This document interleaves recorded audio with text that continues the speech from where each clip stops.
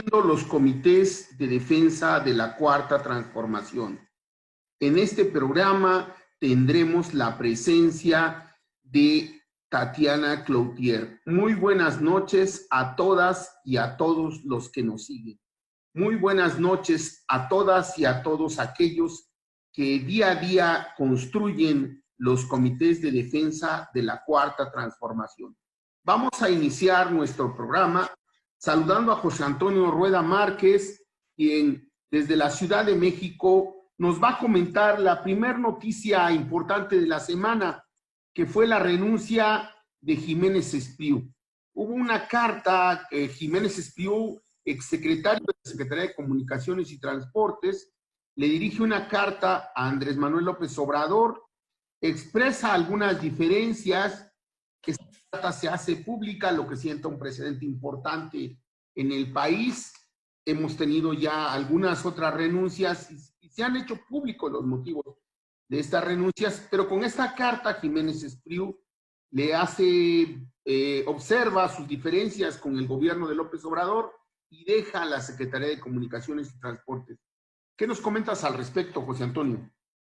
Fíjate, Flavio, que para mí es una situación bien interesante y comprensible, porque te quiero decir que yo tengo varios amigos que son parte de la Marina Mercante y he visto cómo ellos desde hace tiempo estaban empeñados en impulsar que no se militarizara toda la estructura relacionada con la Marina Mercante, que ahora es el motivo por el cual Jiménez Espriu toma esa decisión.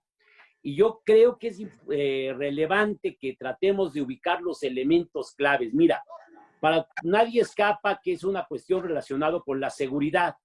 Y es una relación que, como han dicho algunos opinadores, no hay ningún camino que garantice que realmente se pueda tener certezas. Tanto el ámbito civil como el ámbito militar, pues ya está probado en este país que pudieran ser vulnerables. Y por lo tanto es una apuesta que yo creo que tiene en cuenta sobre todo cuál de estos dos ámbitos, el civil o el militar, en más corto tiempo y con mejores condiciones podría garantizar una estructura de mayor seguridad, de mayor cuidado en todo el trasiego de mercancías, de volúmenes importantes de carga, que hacen que se vuelva bastante difícil poder garantizar que tengamos puertos seguros. Entonces, en ese sentido, creo que la apuesta del presidente de la República ha sido no tanto por el desprecio del ámbito civil o la valoración específica del ámbito militar, en este caso de la Marina, sino en donde en el corto plazo podemos encontrar mejores resultados. Y esa es la decisión que se ha tomado, ¿sí? Concederle la confianza a la Marina. Y creo que en ese sentido, en el corto plazo, a mí me parece una apuesta difícil, pero acertada. Además, yo esperaría que esta medida sea una medida temporal, pero por lo pronto ya tenemos esta renuncia que quiero decir que además tiene el sello de esta época. Antes se enfermaban, antes se retiraban por motivos personales, y hoy hasta los secretarios tienen la libertad de hacer públicas sus matices, hacer públicas sus diferencias. Y como dijo Jiménez Espriu, él se retira, pero para nada cambia ni su confianza, ni su perspectiva de construir la Cuarta Transformación. Otra noticia importante, relevante en el transcurso de la semana, es el hecho de que compañías internacionales criticaron al gobierno de López Obrador por la política que impide la entrada de energías limpias. Un grupo de compañías internacionales que operan en México criticaron la política energética encabezada por el presidente López Obrador, que ha intentado, dicen ellos, bloquear la entrada de empresas de energías limpias al mercado eléctrico mexicano y señalaron su falta de alternativas. Lo que yo tengo que comentar al respecto es que en el estado de Oaxaca, que es uno de los estados con mayor potencial eólico en el país, hemos padecido a estas empresas transnacionales eólicas. Y no es que estemos contra la energía limpia, hay que puntualizarlo. La energía limpia es verdaderamente una alternativa. Y no es que nos opongamos a la inversión extranjera, por supuesto que no. Pero lo que ha sucedido en el estado de Oaxaca, al menos, y en la mayor parte de los proyectos de obtención de energía eólica, ha sido el aprovechamiento verdaderamente ventajoso para estas empresas y que ha significado para los pueblos y comunidades donde se establecen estos proyectos, ha significado, no ha significado un desarrollo importante. Le han pagado migajas a la gente y ellos se han llevado los millones que se generan con esta energía limpia.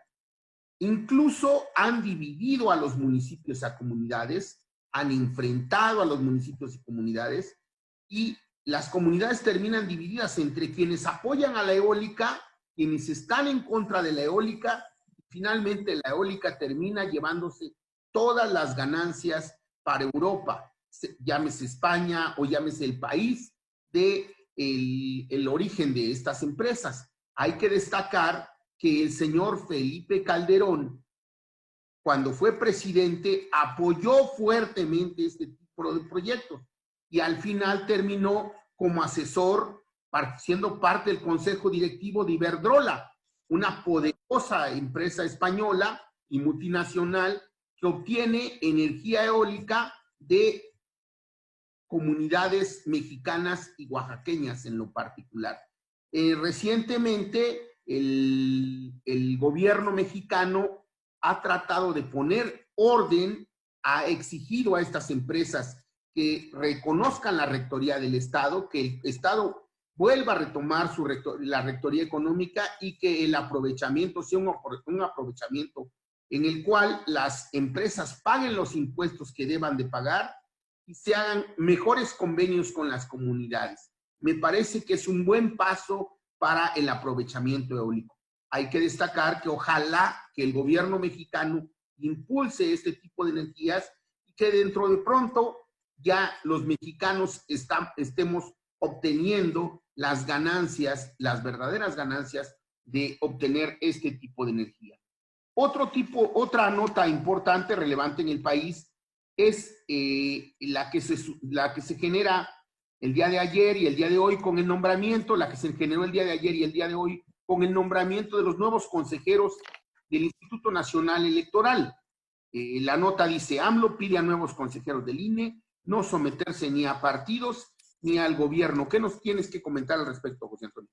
Mira, creo que es muy interesante porque en torno a este asunto vivimos muchas cosas, ¿no? Desde el regaño del presidente a los diputados, en el sentido de que solamente priorizan algunos puntos y que ni siquiera los puntos relevantes que él propone son tomados en cuenta. Ya fue parte del ambiente, dijéramos, que estuvo en torno al nombramiento de los representantes ante el INE.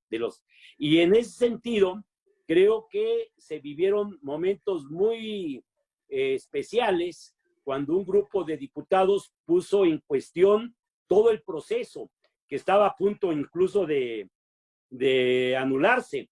Entonces creo que fue una situación bastante propia de esta época, en la cual se discute abiertamente, se cuestiona abiertamente, se confrontan personajes afines del propio gobierno, como el señalamiento de Porfirio Muñoz Ledo, que se pretendía dar un golpe de Estado en la Cámara de Diputados, ¿sí? El conflicto de Ackerman descalificando el proceso. Yo creo que todo esto pues, son elementos interesantes que hay que reflexionar, que hay que analizar, pero más allá de eso, ¿qué tenemos? Miren, yo creo que tenemos un proceso que de alguna manera, por lo pronto, atrajo la atención del ciudadano. Muchos estuvimos atentos de cómo se fue dando ese proceso y cosas que de suyo no se sabían, hoy se conocen con mayor claridad. Por ejemplo, que la Cámara de Diputados no es quien va a nombrar a ningún personaje, a ningún delegado ante el INE, sino que esto se hace a través de una comisión que es tripartita, ¿sí? Porque esta comisión, este comité evaluador, se conforma con personas propuestas por la Comisión de Derechos Humanos, por el INAI y por la propia Cámara de Diputados. Y de ahí surge una propuesta de 7 personas. 7 personas que en esta etapa me parece que de manera general fueron personas responsables y bien calificadas. Entre otros estuvo el propio John Ackerman, estuvo Sara Lovera, Blanca Heredia Rubio, Silvia Saucedo, Diego Valadez, otro compañero, otra persona de apellido Jopa y Ana Laura Magaloni. ¿Qué es lo interesante de este sentido? Que en un proceso muy largo, donde participaron, pues yo creo que poco más se dice de 390 solicitudes tuvieron que procesar, llega el momento en que llegan 20 finalistas. Y de esos 20 finalistas, organizados en 4 quintetas, se tiene que decidir por los 4 que van a venir a integrarse a este núcleo que nosotros sabemos que en el INE se integra en su totalidad por 11 personas. Los 4, sinceramente, yo los conocería solo de nombre algunos, pero otros sí los conozco un poco más. Y en ese sentido, yo creo que son personas que de alguna manera, con sus matices, con su visión, con sus particularidades, pero la verdad es que me parece que todos ellos son dignos de confianza desde mi punto de vista, ¿no?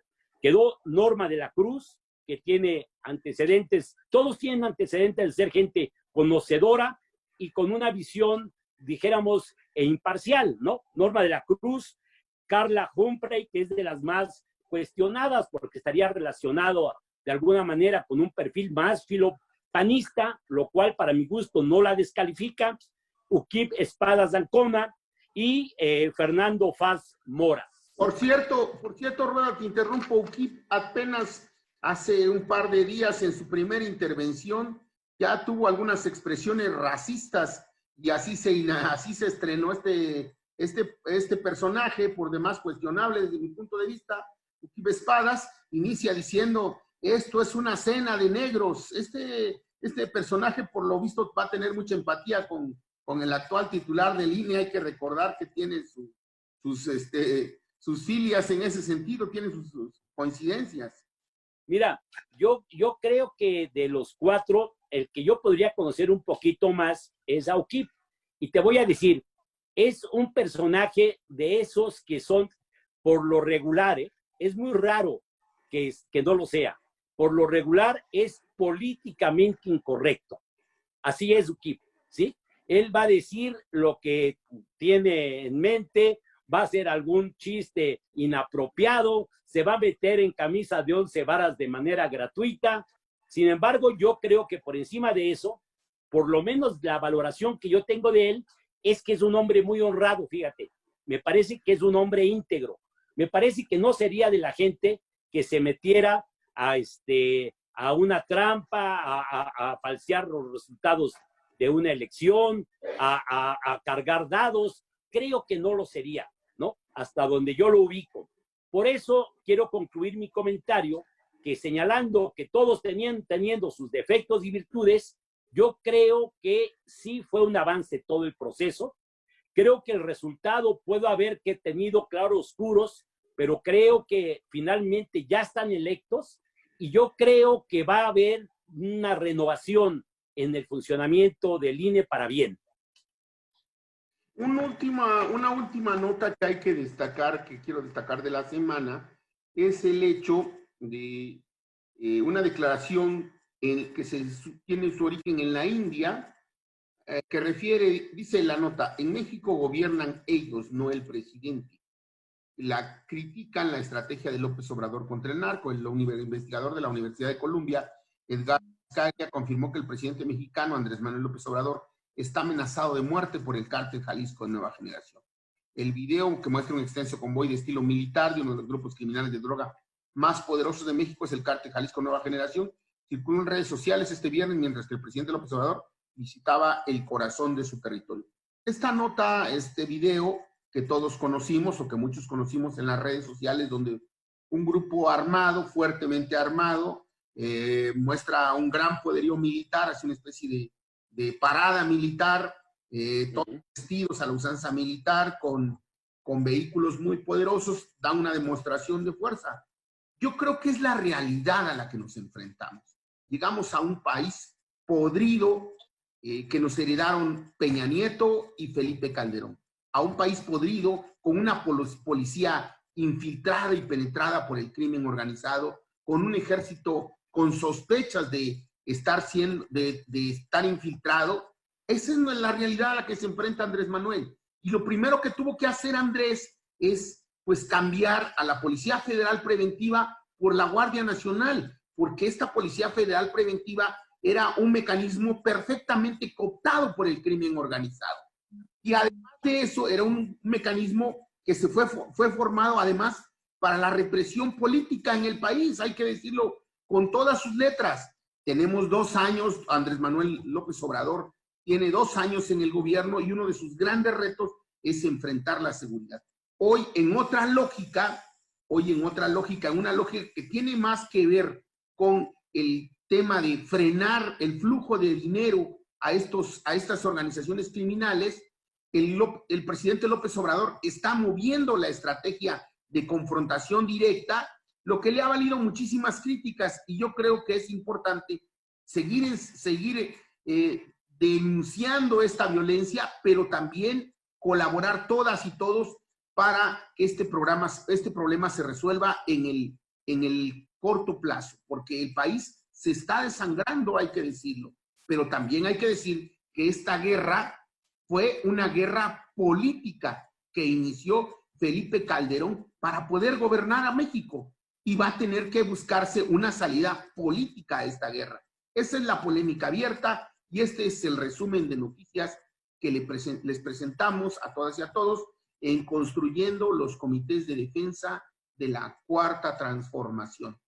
Ahora vamos a presentar la cápsula a cargo del historiador Pedro Salmerón en la sección Néctar de la Historia. Adelante con la cápsula, por favor.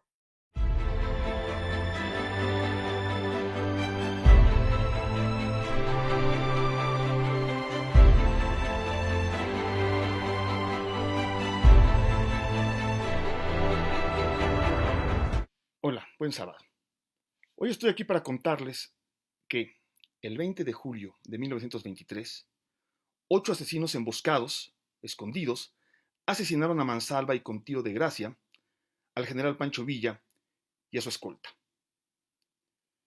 Así murió el hombre que había sobrevivido a decenas de batallas campales, a cientos de acciones guerrilleras, a varios atentados previos, que había sido herido en combate, pero al que las balas finalmente habían respetado. Tuvieron que asesinarlo a traición.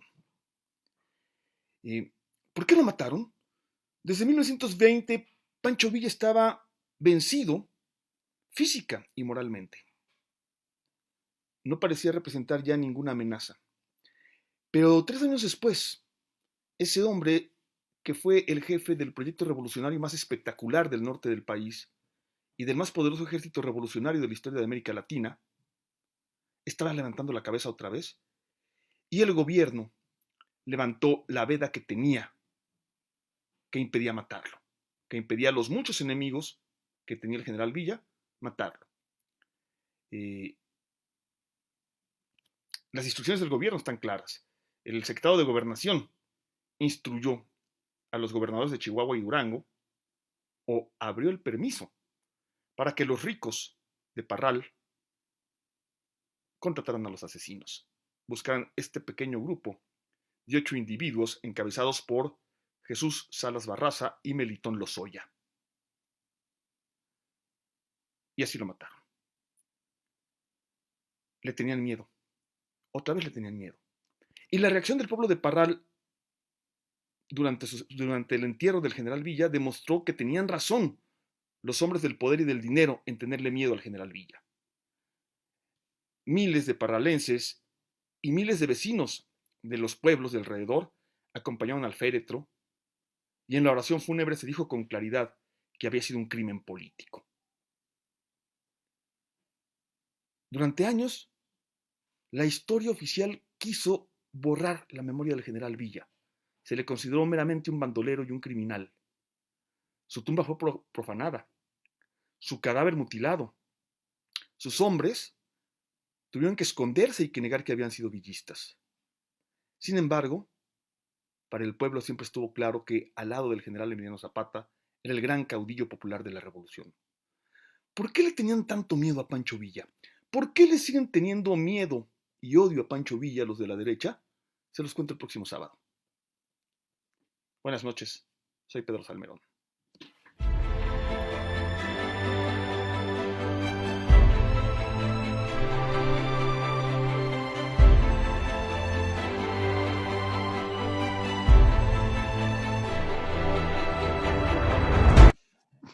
Muchas gracias a quienes nos siguen construyendo los comités de defensa de la Cuarta Transformación. Agradecemos muchísimo la presencia de Tatiana Cloutier, quien fuese la coordinadora de campaña del licenciado López Obrador. Todos la recordamos, todas y todos la recordamos. Ella le impuso dinamismo a la campaña. Ella fue un factor fundamental en el triunfo de López Obrador, ya que las redes sociales jugaron un papel fundamental en esta campaña, pero además por la personalidad, por la trayectoria de Tatiana Cloutier. Tatiana Cloutier es una destacada luchadora y activista por la transformación de nuestro país. Desde distintas trincheras desde la sociedad civil, había venido participando y finalmente nos juntamos en este proyecto que encabezó el licenciado López Obrador, y agradecemos muchísimo a Tatiana que esté con nosotros. Muchas gracias, Tatiana. Al contrario, me da mucho gusto y sobre todo después de los últimos acontecimientos, ahora con este trabajo que tuvimos como legisladores para elegir a los consejeros del INE, y que muchas de las personas empezaron a cuestionar mucho del trabajo de nosotros, pues me da gusto que podamos estar aquí para salir de dudas o meterlos en más. ¿Sí? Bueno, si te parece, José Antonio, iniciamos con este tema que es el tema que está más cercano, el tema de los consejeros. Si nos platicas brevemente, Tatiana, cómo se dio este proceso en la Cámara de Diputados y finalmente tu visión, de una manera muy sintética, cómo queda el nuevo... Primero, creo que es bien importante que entendamos esta parte de que en la política el resultado de las cosas es la conjunción de lo que es posible para salir adelante con esto. Primero, una de las cosas fundamentales es el giro que se dio a la manera como se habían venido haciendo las cosas. ¿A qué me refiero con esto? Se conformó primero un comité técnico en donde 7 personas fueron las que fueron nombradas por diferentes organismos para poder hacer como el grupo evaluador de la idoneidad de los personajes que proponían o que se proponían a sí mismos para registrarse para el Consejo. Y recordemos que 4 son los lugares de consejeros que teníamos que nombrar por ley, que esto es importante, porque hay gente que dice, tumben a todos, quiten a fulanito y no sé qué. A ver, la ley dice que teníamos que reponer 4 y nosotros tomamos la decisión de que fuesen 2 mujeres y 2 hombres para ir caminando en un sentido de paridad. De estos 7 personajes que fueron nombrados para formar el comité técnico, unos fueron nombrados por el Instituto de Acceso a la Información, otros por la Comisión Nacional de Derechos Humanos y otros por la propia Cámara de Diputados. Estos 7 recibieron las convocatorias, recibieron las iniciativas de las personas que se registraron y tenían que sacar entre ellos un paquete de 4 quintetos para que de ahí la Junta de Coordinación Política eligiera el quinteto que propondría a la Cámara de Diputados para votarse por las 2/3 partes. Y es fundamental entender las 2/3 partes porque luego dicen, se vendieron. A ver, Morena no tiene las 2/3 partes en el Congreso y ahorita menos, cuando digo ahorita estoy refiriéndome a votar en un términos de contingencia, es todavía más complicado. ¿Por qué? Porque fíjense nomás ustedes, somos 500 legisladores, de los cuales estuvieron presentes 402, ¿Por qué? Porque hay gente que tiene edad de riesgo, hay gente que a lo mejor tiene COVID o no pasó la prueba, o hay gente que se sentía en una desventaja al estar presente ahí y prefirió no viajar. Entonces, en este escenario, es más importante todavía plasmar que no teníamos las 2/3 partes, no las tenemos. Y todavía, pues, tuvimos 402 legisladores presentes y legisladoras. Así las cosas, terminó el proceso de preselección, por llamarlo así, después de un arduo trabajo por parte del comité, y quedaron presentados los quintetos, o los equipos de 5. Mario Delgado se dio a la tarea en esta propuesta de conformar un grupo al interior del grupo parlamentario de Morena, que ellos empezaron a trabajar con todos los miembros del grupo parlamentario para que de ahí salieran propuestas más nombradas, y de ahí sacaron ellos 7 nombres que fueron como la ficha con la que se fue a presentar y empezar esta discusión para sacar los 4 de la Junta de Coordinación Política. Y así salieron los nombres que estuvimos viendo todos y todas en las redes sociales o en los medios de comunicación, y llegamos y los logramos votar con 5 abstenciones, 5 en contra, y el resto de la votación sale a favor, y logramos sacar estos 4 nombres. ¿Qué esperamos de esto? Fundamental. Primero que nada, el proceso mismo fue un proceso extremadamente público. La gente pudo ver en todos los momentos las entrevistas de finalistas, etcétera.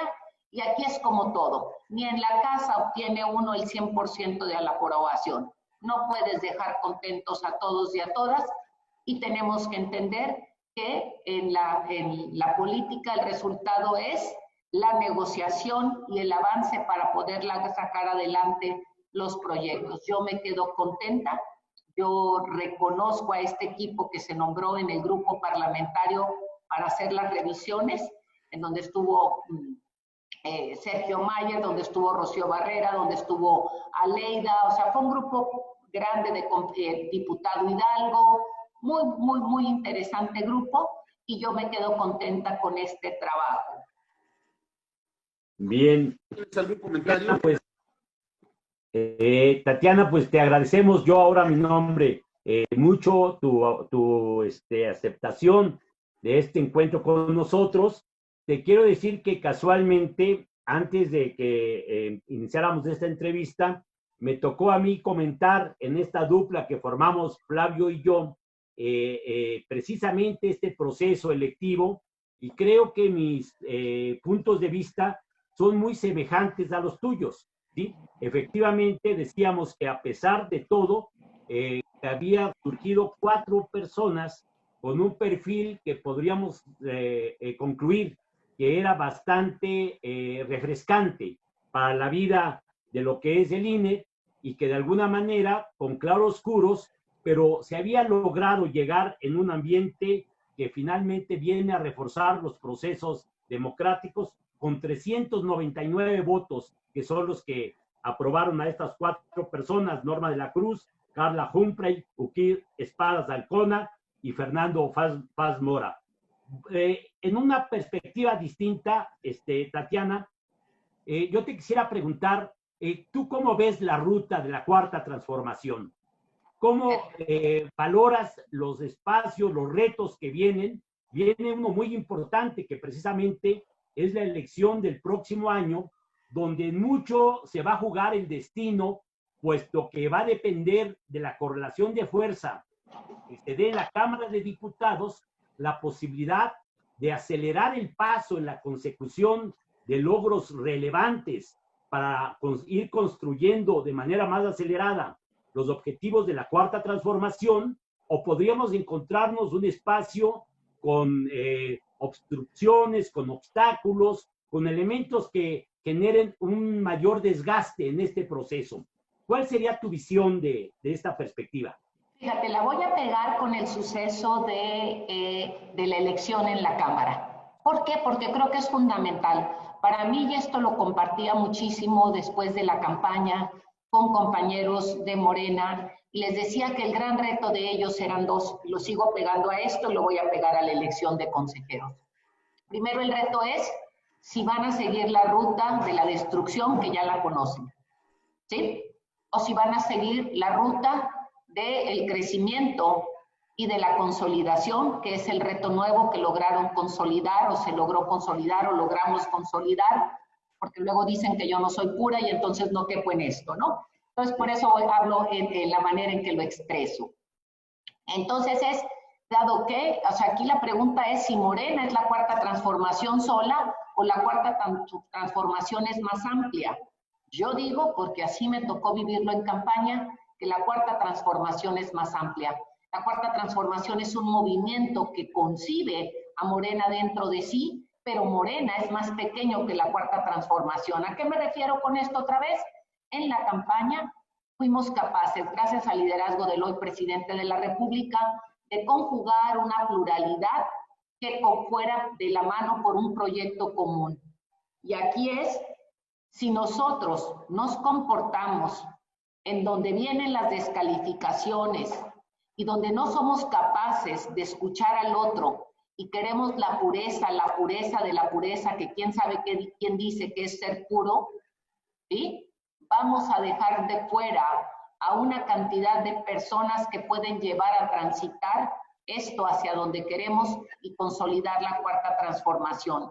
Lo pongo con dos ejemplos, fíjate nomás, ¿sí? La manera, o sea, una cosa es ser rígido y duro en las defensas y otra cosa es ser grosero, grotesco y ser inclusive destructor o destructivo porque no piensas al 100% igual que yo.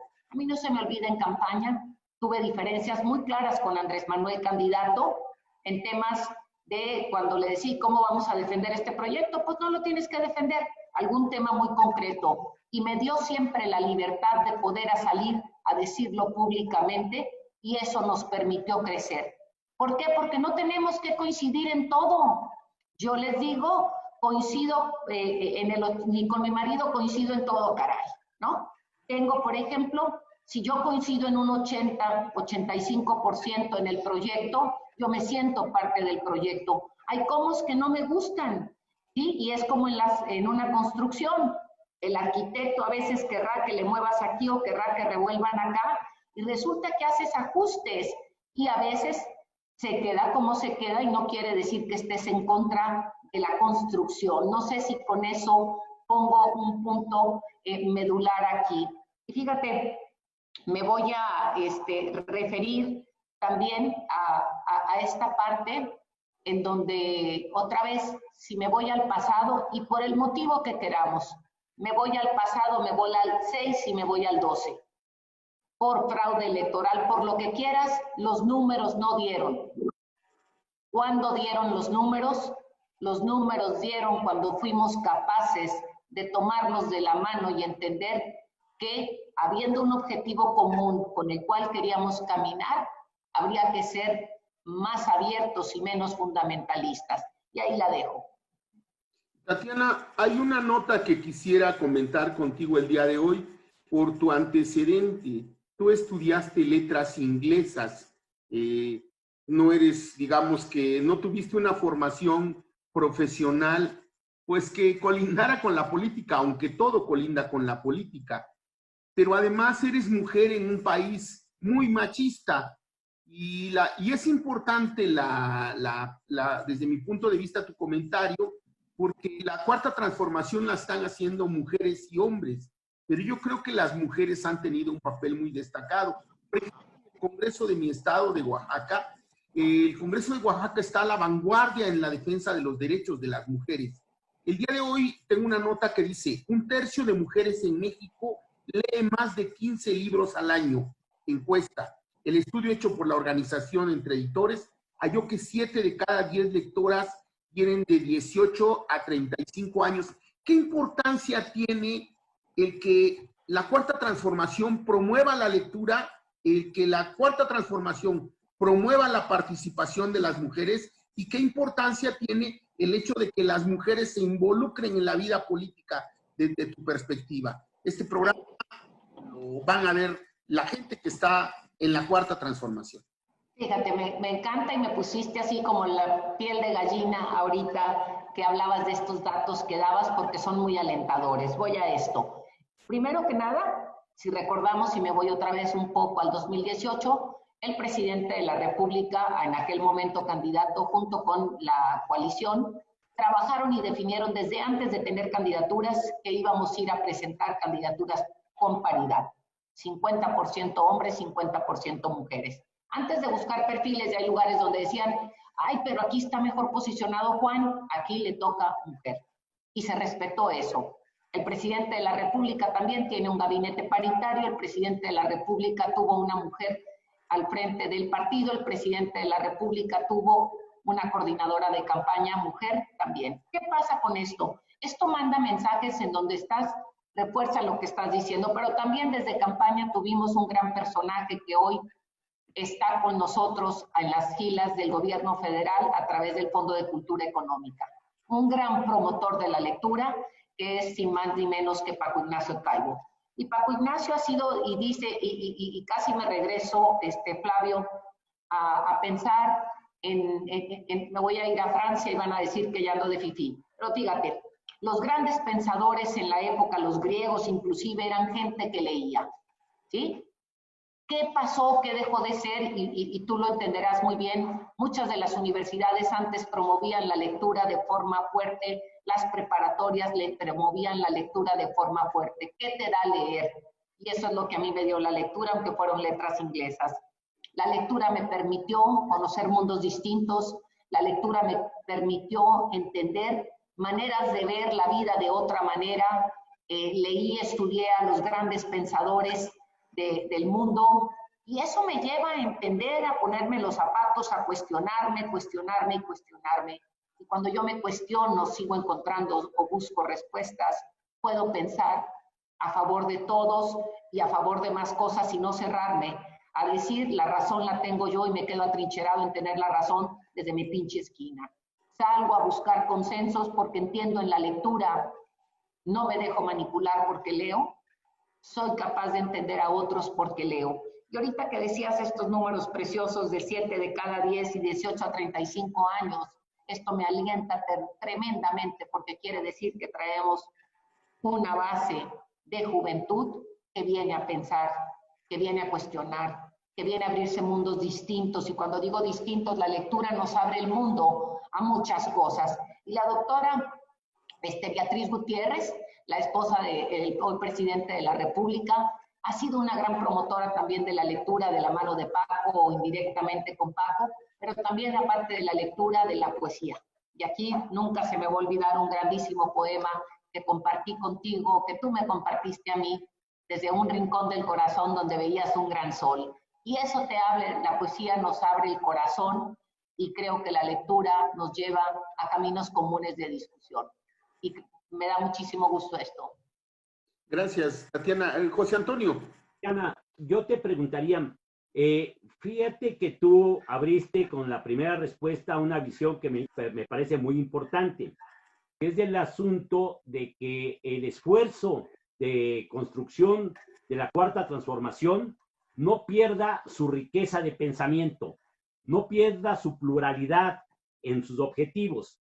Pero yo te pregunto, ligado con el esfuerzo que estamos haciendo nosotros, que es el impulso de los comités de defensa de la cuarta transformación, entendida, como lo hemos dicho, no como comités de cómplices, no como comités acríticos, no como comités de simulación, sino buscando en estos comités involucrar a los ciudadanos, buscar que el ciudadano desarrolle permanentemente en un espacio de reflexión, de análisis, impulsos que le permitan ir fortaleciendo lo mejor del objetivo de la cuarta transformación.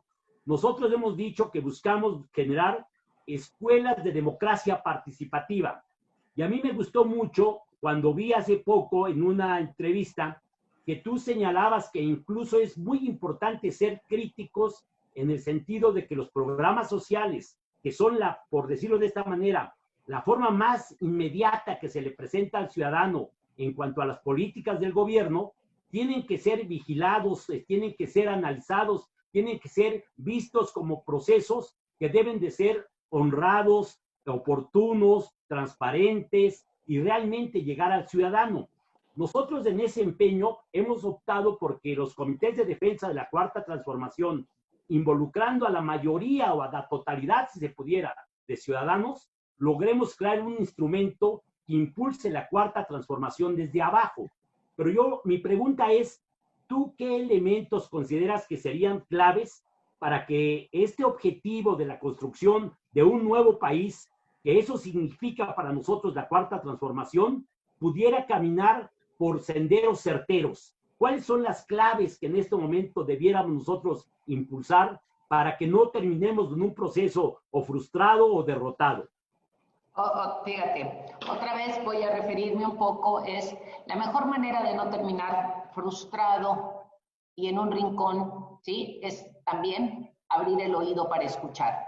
Y se escucha de muchas maneras, ¿sí? Si tú de repente, y ahorita me meto al tema de los programas sociales, si tú normalmente estás escuchando y estás oyendo que alguien está llamando la atención de un tema o de una circunstancia y no le escuchas, no quiere decir que tengan la razón, es simplemente decir, a ver, algo está sonando por ahí, hay que atender y ver qué está pasando y voltear a verlo, ¿no? Es como si estás en casa y en casa oyes toda la noche la llave gotear y no vas y la checas. Hay que checarla. No quiere decir, a lo mejor la cerraste mal, no quiere decir que hay fuga, pero quiere decir que hay algo que hay que estar checando porque ese ruido no viene de la nada, ¿no? Esta sería una de ellas, escuchar.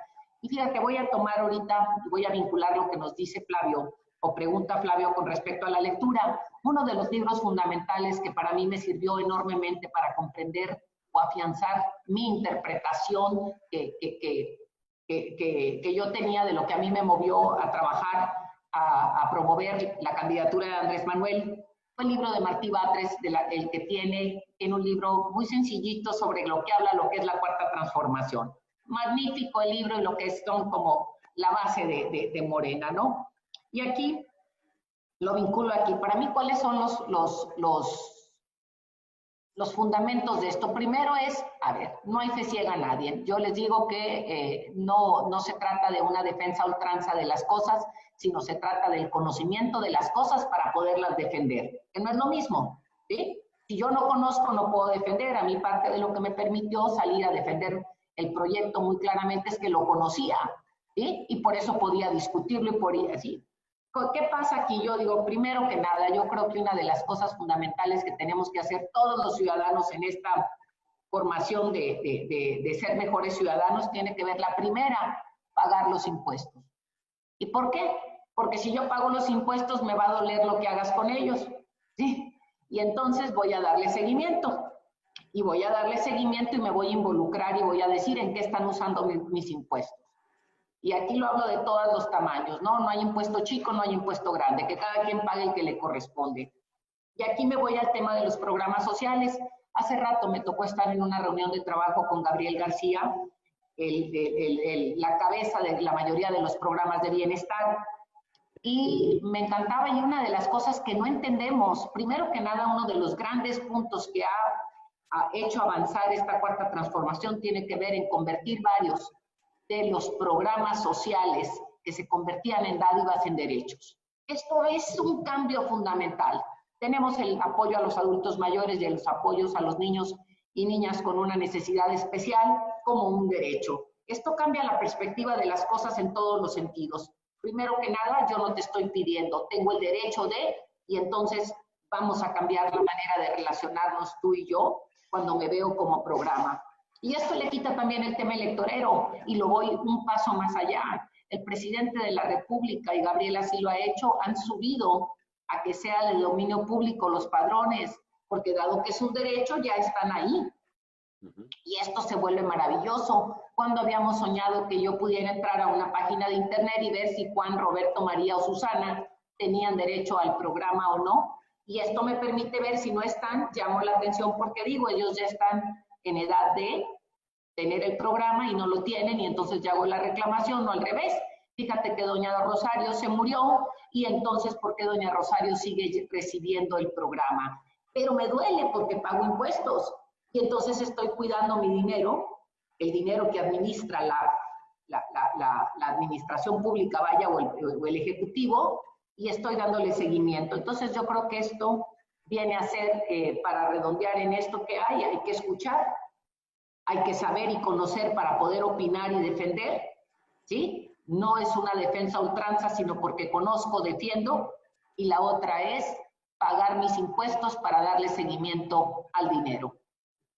Tatiana, hace unos minutos comentabas un poema que te compartí, y quiero aprovechar esta entrevista para hacerte un agradecimiento público, y que sepan quienes nos siguen, que cuando estuve preso, que fue como 1 año y medio, la primer carta que recibí en prisión, que no era una carta, sino una tarjeta postal, de una frutera, de una foto de un frutero, una pintura, fue la de Tatiana Cloutier, quien estaba haciendo un intento de mediación en Oaxaca.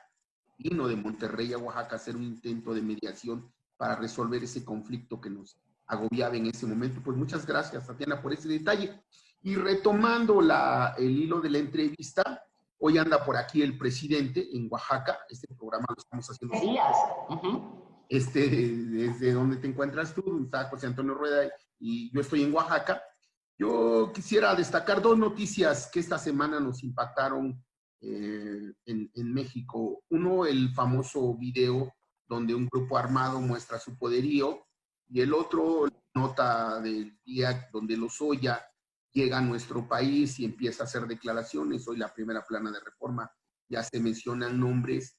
Pareciera que estas notas es sobre el país que ya no queremos, el país de la violencia, el país de la corrupción, el país de los sobornos a los políticos para que aprueben tal o cual reforma. Desde tu perspectiva, Tatiana, ¿cuál es el país que queremos? ¿Cuál es el país que quiere Tatiana Cloutier, por el cual está en la Cámara de Diputados, por el cual probablemente sea la gobernadora de Nuevo León, el país por el cual lucha día a día? ¿Cuál es el país que queremos, Tatiana? No sé si nos lo puedas sintéticamente dibujar. ¿Cuál es el país posible? Te metiste en un problema porque te voy a decir cosas que a lo mejor no vas a querer oír y vamos a ver. No importa, adelante. Vamos a ver primera esta, ¿no? Fíjate, el video ese que anda rondando, que empezó a rondar, y voy a contestar muchas cosas porque afloraste muchas. Primero, el video ese que anda rondando a mí me llamó la atención cuando empezó a salir, ese de los grupos armados. Sí. Qué curioso que salió cuando llegaba Lozoya y cuando a Chong se le señaló o se salió algo ahí contra él raro con respecto a unas auditorías o unos datos. Inmediatamente salió. Entonces dice uno, qué casualidad, ¿no? Esa es una. Por otro lado, estás diciendo ya no queremos, o sea, ¿qué país ya no queremos? Sí, efectivamente no queremos el país de la violencia, pero no nomás no queremos el país de la violencia armada, tampoco queremos el país en donde los ciudadanos se pelean entre sí y los hombres maltratan a las mujeres o a los niños. Claro. Y cuando digo aquí, entonces no queremos eso. Y aquí es, y entonces viene otra de las preguntas, es, ¿qué factores aumentan la presión en una sociedad para que estas cosas sucedan? Y ahí es donde viene de mano la pobreza. A mí no se me olvida en la campaña de 88 de Maquío, mi padre, cuando daba un dato y decía que Oaxaca que México tenía 5 años de educación promedio. El 5º año de primaria era la educación promedio y que Oaxaca estaba en la lista de los estados de más pobreza en el país. Esto fue en el 88. Y es el colmo que estemos a 30 y tantos años después y el discurso siga siendo el mismo, porque no hemos hecho, porque no se hizo, porque ya empezó a cambiar lo que se tenía que hacer para cambiar el estado de las cosas. Entonces, para mí es el país que queremos, y eso fue parte de las grandes motivaciones que me dio a poder apoyar a Andrés Manuel, es que origen no sea destino. Si yo nací en un lugar en donde las condiciones de vida eran más adversas, que mi origen no me termine llevando a que cuando yo muera voy a morir igual de fregado, ¿sí? O al revés, si nací en un lecho de rosas no me lleve tampoco a morir igual, sino depende de mi esfuerzo. Que origen no sea destino. Es decir, que si yo pedaleo 10 horas al día, ¿sí? Me vaya como que pedaleo 10. Y si pedaleo 3 porque quiero nomás 3, me vaya como que pedaleo 3. Pero no se vale que si yo pedaleo 15 horas al día, me vaya como que pedaleé 1. Y eso para mí es uno de los temas fundamentales. El gran proyecto de Andrés Manuel está sostenido en que origen no sea destino. Y esa es una de las grandes cosas que me mueve. Segunda, el tema de la corrupción. Pero no solamente la corrupción es nomás robarse el dinero. La corrupción también es hacerse pendejo cuando estás en el gobierno. ¿A qué me refiero con esto? Me refiero a que te robes horas de trabajo, ¿sí? Que te hagas las cosas a la mitad y no las hagas al 100% bien. Obviamente todos nos podemos equivocar, pero decir que si yo tenía que haber ido a hacer un recorrido para poder entrevistar, para meterlas en el padrón a 10 personas, y a 7 porque hacía calor, ¿no? O sea, eso también es corrupción, ¿sí? O si yo no metí al padrón de beneficiarios porque me cae gorda doña Rosario, ¿sí? Eso también es corrupción, cuando yo sé que ya tiene el derecho. Otro de los temas fundamentales aquí en esto de la corrupción es, tenemos que ser ejemplo. Cuando yo estoy en un puesto público, ¿sí? Yo estoy obligada, no es gusto, a atender a todos, a escuchar a todos porque me pagan con el dinero de la ciudadanía, ¿sí? Entonces estoy obligada y tengo que desquitarlo. Y cuando digo desquitarlo es tengo que dar la cara, ¿sí? Y debo de buscar el recurso que administro. Y cuando digo recurso, llámese tiempo, llámese dinero, llámese inclusive una votación, sea en favor y en conciencia de lo que yo creo que tiene que ver, que tiene que ser, ¿no? Que no votemos ni por presión, sino votemos por convicción. Y esa es una de las libertades enormes que hemos tenido en el grupo parlamentario. Yo creo que ese es el México al que añoro, ese es el México que busco la construcción de, y cuando me meto al tema de seguridad, creo que es uno de los más fundamentales. Ahorita en la mañana leía el periódico El Nuevo León y veía que un niño había muerto por consumo de piedra. Aquí es cómo le hacemos para cerrar la puerta, ¿sí? Para darle información a las personas para que puedan entender el daño que se hacen con el tema de la drogadicción. Y no estoy hablando que si te echas un churrón, estoy hablando, sí, de una drogadicción, estoy hablando de un alcoholismo, estoy hablando de situaciones donde fortalecemos la trata, donde fortalecemos todas estas cosas que han estado pasando en donde el crimen organizado se va fortaleciendo porque hay impunidad y hay corrupción. Y nomás veamos 12 años con una persona al frente de la seguridad que está detenida en otro lugar en el mundo porque aparentemente tuvo vínculos estrechos con el crimen organizado. ¿Cuánto nos va a tomar salir de aquí? ¿Cuántos muertos más van a seguir sucediendo y estando? Porque tenemos condiciones de impunidad y de corrupción en el país y que creo que empezamos a tomar la línea de lo que no. Y la otra de las cosas donde creo que tendríamos que estar apuntalando, y este es el México que yo busco y el que yo anhelo, es un México en donde la división o la brecha entre quienes más tienen y menos tienen sea menor, pero porque vamos consiguiendo riqueza, y riqueza no solamente de dinero, sino riqueza del alma, riqueza de cultura y de una serie de cosas adicionales. Y me voy al tema que decías ahorita, fíjate, de la gobernatura, que me parece fundamental. La gente, y me encanta como lo pone el presidente de la República cuando habla que no tengamos, que nos peleamos y nos matamos por los puestos, y que no hay puestos y no son encargos. Y cuando son con los encargos, yo tengo un encargo ahorita, ¿cuánto durará? Pues lo que va a durar. ¿Qué sigue? Pues no lo sé, pero sí te puedo decir, y vuelvo a relacionar con la pregunta con la que abrimos hoy y que tiene que ver también con el INE. Aquí en Nuevo León, otra vez, qué tan puro eres o qué no tan puro eres, ¿no? Y aquí veo el tema de sostener o no el movimiento. El movimiento se tiene que sostener con gente congruente, con gente que esté probada y calada, y no vale que por querer tener y decir yo quiero ganar, voy a agarrar chatarra de otros lugares y voy a abrir, porque ese es lo que sí dicen, es que más vale porque si no vamos a perder. Y agarramos chatarro desecho de otros lugares, que está contaminada, que viene ya con cosas que no van a favor de la cuarta transformación, como es la corrupción, como es historia probada de que no funcionó, y que la vamos a tomar como desecho, porque lo que buscamos es el poder por el poder. Fui miembro de Acción Nacional por 15 años, al cual renuncié en 2005, y me tocó ver cuando llegaron al poder cómo se carcomieron por buscar el poder por el poder.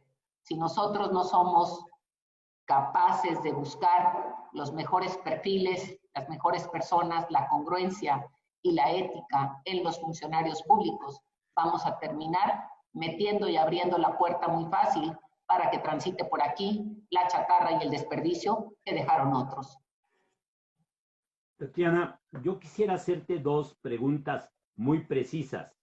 La primera, a partir de las revelaciones de Emilio Lozoya, que seguramente en muy pocos días serán ya del conocimiento de la opinión pública, esas 18 horas de grabaciones que se dice que ya existen, el propio presidente ha planteado a preguntas insistentes que lo más seguro es que se haga una consulta para ver si los expresidentes pueden ser o no enjuiciados.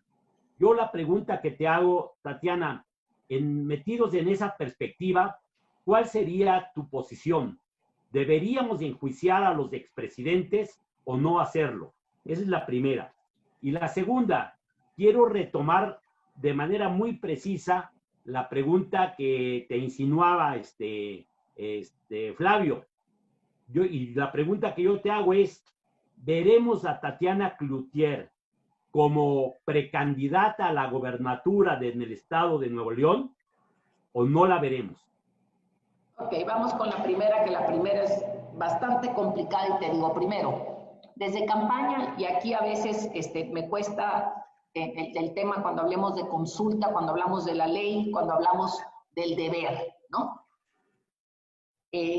La Constitución protege a los presidentes de la República. Por eso yo les decía que cuando Ricardo Anaya decía que iba a meter al bote a Peña, yo les decía, es una payasada porque la Constitución los protege.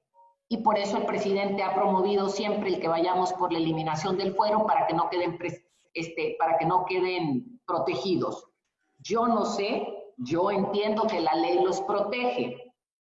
Eso no quiere decir que no hayan robado, que no hayan esto y todo lo demás. Entonces, ¿dónde está? Y yo no soy abogada para esto, la línea que dice si a pesar de la protección que tuviste, puede ser o no? No lo sé. Este es un asunto jurídico que me encantaría poderlo discutir o sea, que le pudieran preguntar ustedes a gente que le sabe a esta parte de la ley y que pueda decir si se puede o no se puede.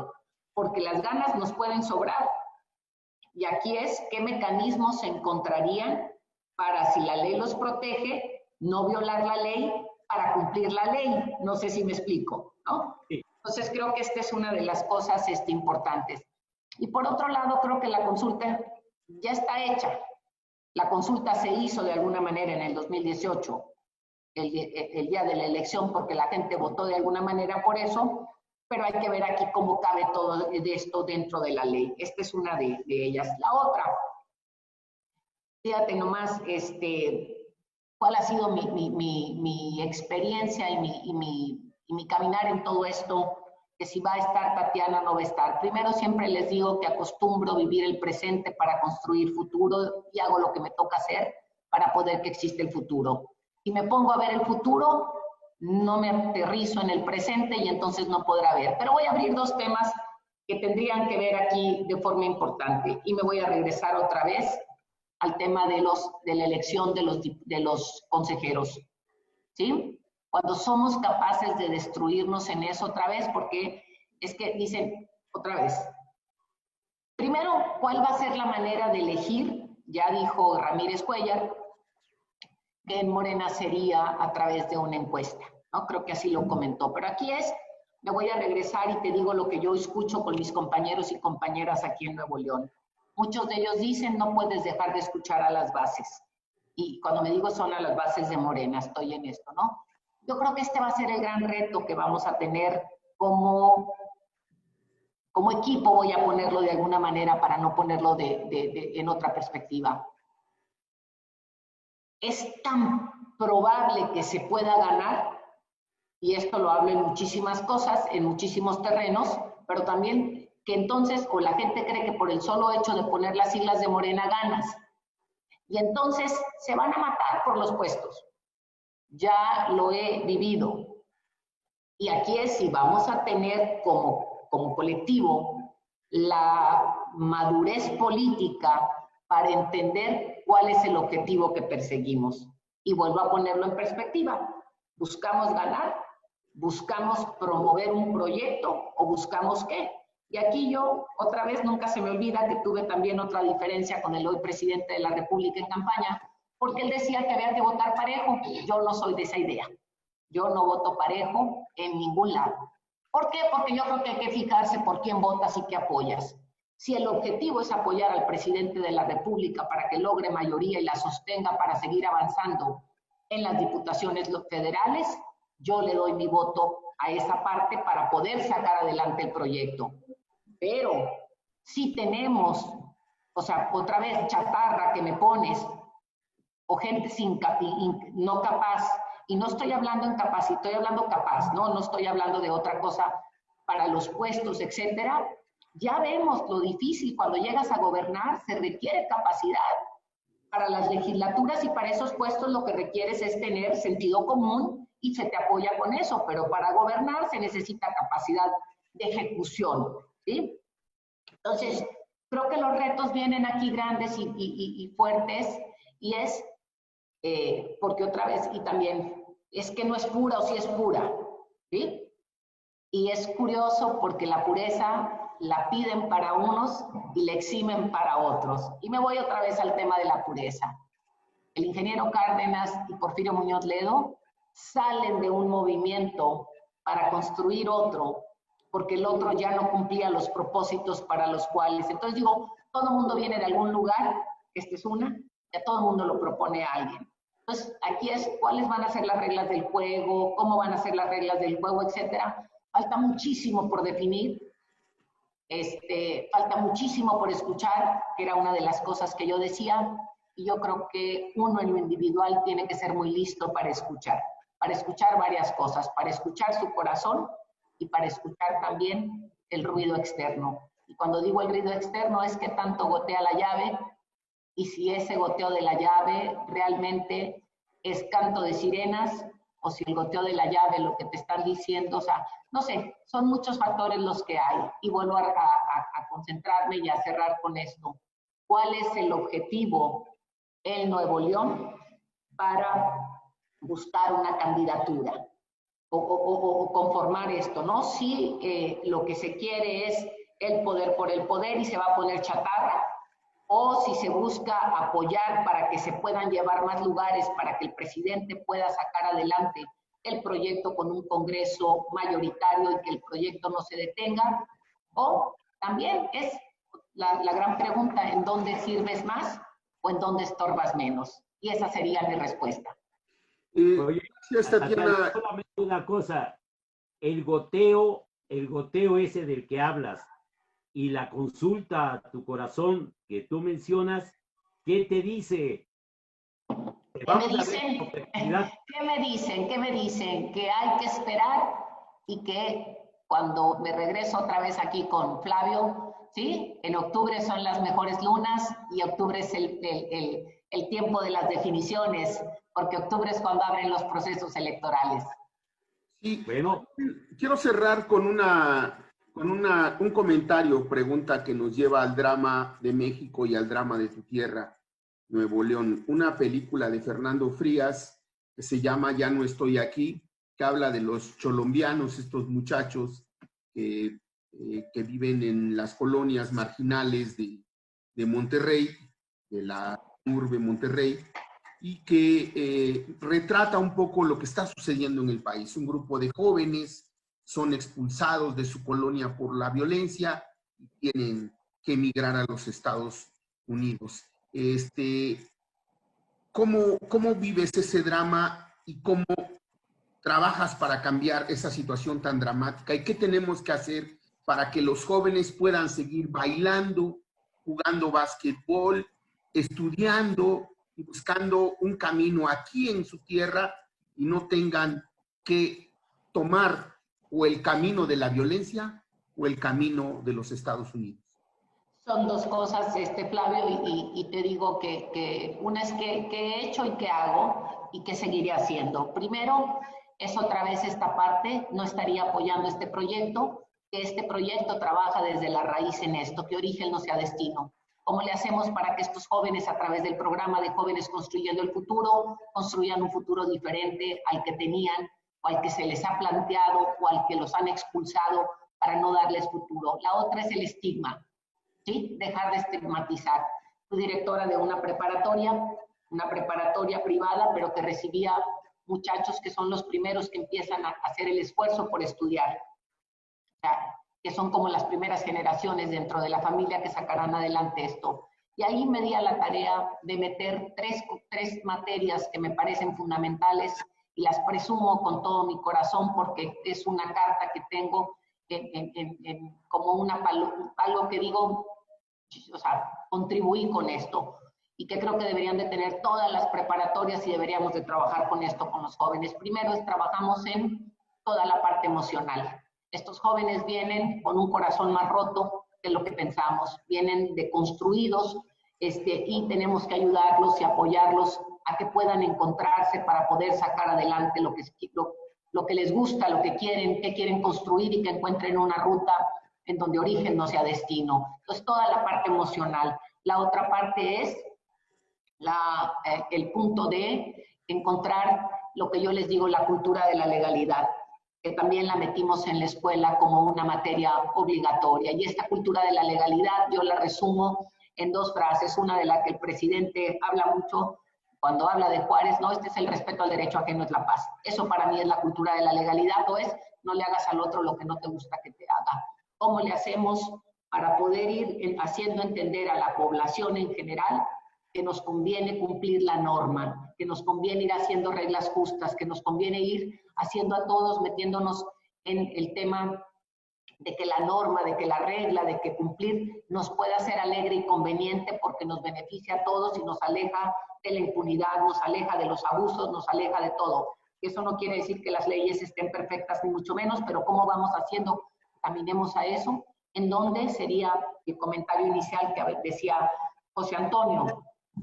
Construyendo ciudadanía, ¿sí? Yo me la he pasado, yo me defino a mí misma como una ciudadana de tiempo completo, construyo ciudadanía. ¿Cómo hacemos para que nuestros jóvenes entiendan a través de oportunidades y de todo que el actuar cotidiano nos lleva a construir nuestro futuro? Y luego una tercera, ¿cómo le hacemos para parte de la estigmatización?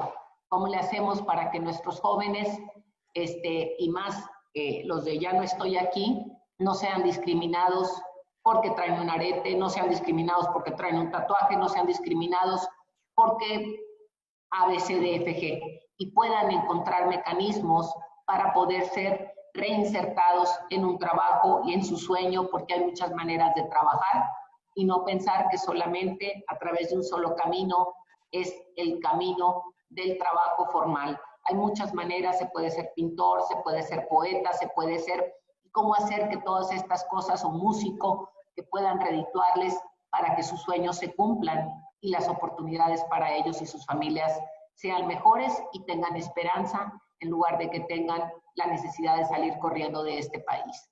Eso sería. Pues muchas gracias, te agradecemos muchísimo, Tatiana.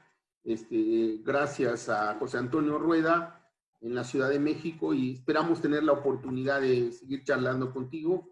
Y a nosotros, a mí sí me daría mucho gusto verte como gobernadora de Nuevo León, y estamos contra las bebidas chatarra, contra los alimentos, contra los políticos chatarra, por supuesto.